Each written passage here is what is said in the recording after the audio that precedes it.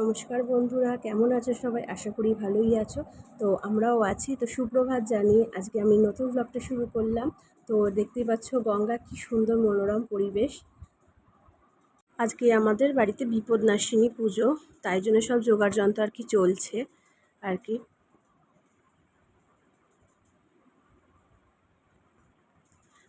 তোমাদের বাড়িতে কার কার এইভাবে বিপদনাশিনী পুজো হয় একটু কমেন্ট করে বলো তো।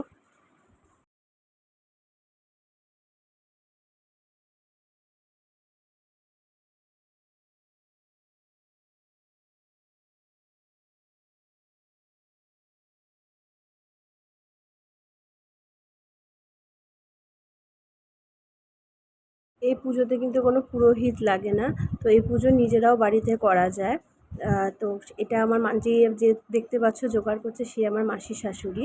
হ্যাঁ, উনি সব জানে পুজোর নিয়ম। তো উনি সব কিছু করছে।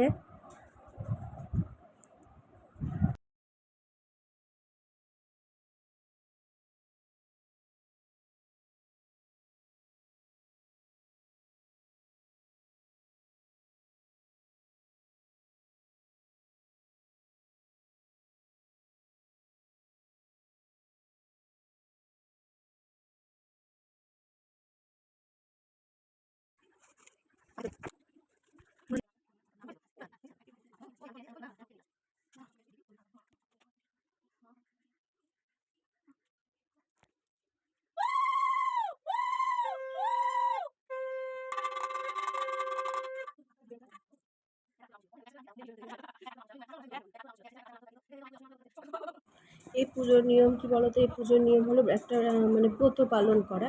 তো সেই গল্পই আর কি, বা সেই ব্রতের কথাই আর কি আমরা সবাই মিলে শুনছিলাম।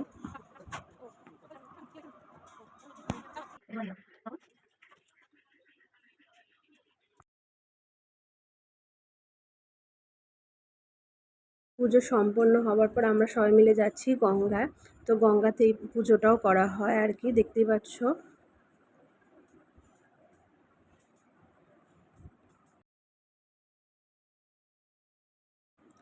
তো দেখতেই পাচ্ছ মাও যাচ্ছে আর কি গঙ্গায় আমাদের সাথে। আমাদের জন্য তো বাড়ির সামনেই গঙ্গা, তাই আমরা হেঁটেই গঙ্গা অবধি চলে যেতে পারি।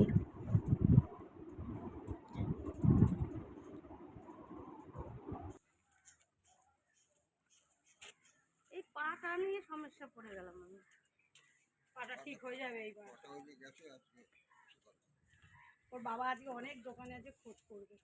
আর না, তো দেখতে পাচ্ছ আমরা গঙ্গায় চলে এসেছি, মানে পুজোটা আর কি করার জন্য।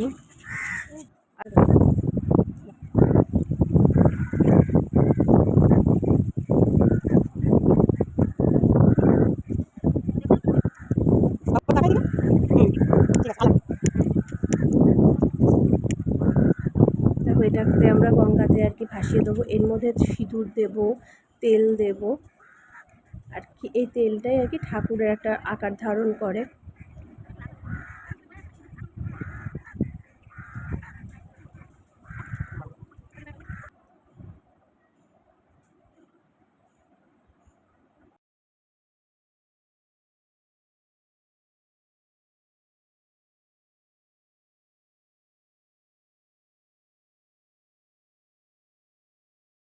যদি ভিডিওটা ভালো লাগে তবে অবশ্যই লাইক, কমেন্ট এবং শেয়ার করে দেবেন।